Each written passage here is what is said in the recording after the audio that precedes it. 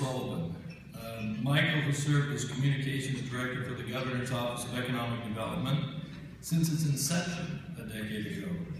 He's been the driving force behind this event, and this is one of his many notable projects that he works on throughout the year. He's an exceptional problem solver, a highly connected resource, and our go-to for many collaborative efforts. We're finally letting him retire, but only after he's finished with this event. There's much we couldn't have accomplished without his expertise.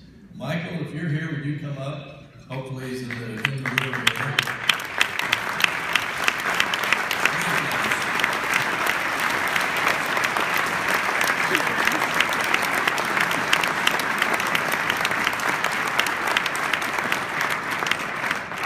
Michael has created many wonderful mementos over the years for VIPs and dignitaries who visit our state. Many of them have to do with the beehive emblem, since it's the emblem of our state.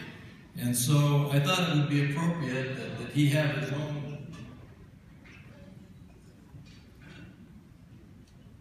beehive. So I went out into my little wood shop and created a little beehive out of mahogany and oak for Michael.